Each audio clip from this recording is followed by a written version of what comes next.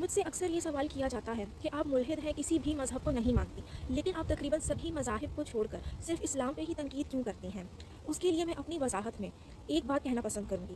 اسلام وہ واحد مذہب ہے جو کہ دین چھوڑنے پر آپ کو سزائے موت دیتا ہے۔ فی الوقت ہمارے پاس 13 اسلامی ملک ہیں جو کہ سزائے موت دیتے ہیں اگر آپ اسلام چھوڑ دیں تو۔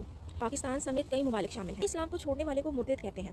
اسلام کا پہلا مرتد اور کوئی نہیں، قطب وحی تھا۔ اس کا نام ہے عبداللہ بن سعد ابن سر۔ جب وحی نازل ہوئی اور سورہ ممنون کی چند آیات اتاری گئیں، خاص طور پہ انسان کی تخلیق کے بارے میں کہ کس طرح انسان کو مٹی سے تخلیق کیا گیا، تو اس وقت وحی کو لکھنے کے لیے عبداللہ بن سعد موجود تھے حضرت محمد کے ساتھ۔ انسان کی تخلیق سے متعلق وحی کو سن کر عبداللہ بن سعد نے حیرانگی اور خوشی کا اظہار کیا اور فرمایا، سو بڑا بابرکت ہے اللہ جو بہترین بنانے والا ہے۔ عبداللہ بن سعد کے حیرانگی اور خوشی کے اظہار میں کہے ہوئے ان الفاظ کو بھی حضرت محمد نے کہا کہ تم وحی میں تحریر کر دو، جس کو سن کے عبداللہ بن سعد کافی حیران ہوئے، کیونکہ انہوں نے تو یہی سن رکھا تھا کہ آپ وحی میں خود سے کچھ بھی ایڈ نہیں کر سکتے۔ سن کر حضرت محمد کی عبداللہ بن سعد شک میں آ گئے۔ آج بھی قرآن میں درج سورہ ممنون کی 14 نمبر آیت میں آپ کو عبداللہ بن سعد کے کہے ہوئے الفاظ ملیں گے۔ عقیہ سیرت حلبیہ جلد سوم پیج نمبر 90 پر درج ہے۔ اسلام چھوڑنے کے بعد عبداللہ بن سعد نے اس بات کا بھی اعتراف کیا کہ وہ حضرت محمد کی رضامندی سے وحی میں تبدیلیاں لایا کرتے تھے۔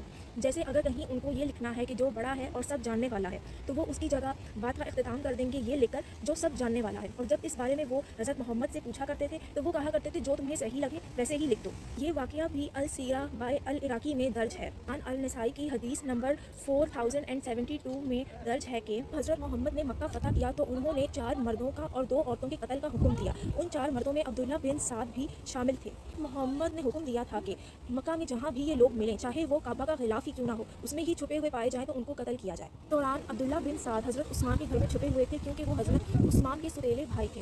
عثمان جب عبداللہ بن سعد کو حضرت محمد کے پاس لے کر آئے تو انہوں نے چاہا کہ حضرت محمد عبداللہ بن سعد کو معاف کر دیں۔ جب اس کے لیے انہوں نے ہاتھ آگے بڑھایا تو حضرت محمد نے 3 دفعہ خاموشی اختیار کی، یہ دریافت کرنے پہ کہ کیا وہ عبداللہ بن سعد کو معاف کریں گے، لیکن بالآخر انہوں نے عبداللہ بن سعد کو معاف کر ہی دیا۔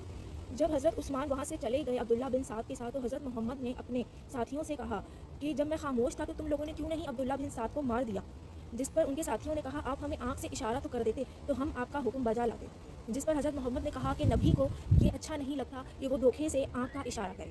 عبداللہ بن سعد کے واقعے سے متعلق آپ کو ایک آیت قرآن میں ملے گی، وہ ہے سورہ انعام کی 93 نمبر آیت۔ پرامن مذہب اسلام کی کتاب قرآن مرتد ہو جانے کے بارے میں کیا کہتی ہے؟ اوسا کی 89 نمبر کی آیت ہے جس میں فرمایا گیا ہے کہ ان کو پکڑو، ان کو جان سے مار دو جہاں بھی تم ان کو پاؤ، ان کو کبھی اپنا دوست اپنا مددگار نہ بناؤ۔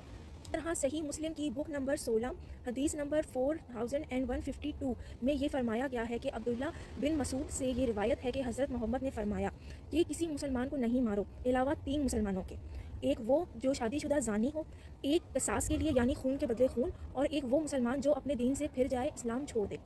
صحیح بخاری کی والیوم 4 بک نمبر 52 اور حدیث نمبر 260 میں اکرمہ فرماتے ہیں کہ انہوں نے دیکھا کہ حضرت علی نے کچھ لوگوں کو زندہ جلا دیا۔ اس بارے میں جب ابن عباس کو پتہ چلا تو انہوں نے فرمایا کہ اگر میں ہوتا حضرت علی کی جگہ تو میں ان لوگوں کو ہرگز نہیں جلاتا، کیونکہ حضرت محمد کا کہنا ہے کہ لوگوں کو وہ سزا مت دو جو اللہ تعالیٰ دیتا ہو۔ ابن عباس نے پھر یہ فرمایا کہ اگر میں ہوتا تو ایک صورت میں ان کو جان سے ضرور مار دیتا، چونکہ حضرت محمد نے کہا ہے کہ جو دین سے پھر جائے اس کو مار دو۔ والیوم 9 بک نمبر 84 حدیث نمبر 58۔ ابو موسیٰ فرماتے ہیں کہ ان کے پاس ایک آدمی آیا جو کہ پہلے یہودی تھا، پھر اس نے اسلام قبول کیا، لیکن پھر وہ دوبارہ یہودی ہو گیا۔ جب مودا بن جبل بھی تشریف لائے اور انہوں نے اس آدمی کو دیکھا اور دریافت کیا کہ یہ یہاں پہ کیا کر رہا ہے، تو ابو موسیٰ نے بتایا کہ بھائی یہ آدمی پہلے یہودی تھا، پھر مسلمان ہوا، لیکن اب دوبارہ اسلام یہ چھوڑ چکا ہے اور یہودی ہو چکا ہے۔ جس پر مودا بن جبل نے کہا کہ میں تب تک نہیں بیٹھوں گا جب تک تم اسے جان سے مار نہیں دیتے، کیونکہ یہی اللہ تعالیٰ کا اور حضرت محمد کا حکم ہے۔ اسلامک اسٹیٹس میں جان سے مارنے کے علاوہ مرتدین کے لیے جو سزائیں رکھی گئی ہیں ان میں سے ایک سزا ہے کہ ان کی پراپرٹی ضبط کر لی جائے اور ان کے جو بھی رشتہ دار ہیں ان میں بانٹ لی جائے، لیکن اگر پوری فیملی ہی مرتد ہو جاتی ہے تو اس صورت میں جو جائیداد ہوگی وہ حکومت ضبط کر لے گی۔ اس کے علاوہ اگر کسی بھی مرتد کی کسی مسلمان سے شادی ہوئی ہے تو وہ شادی کینسل ہو جائے گی، اگر اس کے بچے ہیں تو وہ بچے بھی اس سے لے لیے جائیں گے اور اسلامک اسٹیٹ کی کسٹڈی میں آ جائیں گے۔ تمام اسکول آف تھاٹس میں مرتدوں کی سزا یہی رکھی گئی ہے کہ ان کو جان سے مار دیا جائے۔ البتہ حنفی اسکول آف تھاٹ میں یہ کہا گیا ہے کہ ان کو 3 دن کے لیے آپ قید میں رکھیں، ان کو مارے پیٹیں، ان کو کھانے کو کم دیں اور اس بات پر ان کو راضی کریں کہ وہ دوبارہ اسلام قبول کر لیں۔ اگر وہ اسلام قبول نہیں کرتے تو پھر ان کو جان سے مار دیں۔ الریم نے کہا ہے کہ اسلام امن کا دین ہے، اس میں کوئی زور زبردستی جبر نہیں ہے، تو پھر یہ کیا طریقہ ہے کہ ایک مذہب ایسا بتا دیں جہاں پر اس قسم کی سزائیں رکھی گئی ہوں کسی مرتد کے لیے، کسی ایسے شخص کے لیے جس نے مذہب کو چھوڑ دیا ہو۔ مذہب کو ایک پرسنل ڈیسیجن مانا جاتا ہے اور باقی مذاہب میں کوئی چھوڑ بھی دیتا ہے تو کسی کو قطعاً فرق نہیں पड़ता उस इंसान की फैमिली को भी। लेकिन क्या ऐसा मज़हब अमन का मज़हब हो सकता है? अगर मुशरिकीन मक्का भी हर उस शख्स की गर्दन उड़ाने पे आ जाते जो इस्लाम कबूल करता या उनके मज़हब से फिरता, तो मेरा नहीं ख्याल कि आज इस्लाम हमें मिलता भी या कहीं पनपता हुआ नज़र आता। क्या इस्लाम के बाकी रहने की वजह सिर्फ यही है कि इस्लामी मुल्कों में डेथ पेनल्टी है?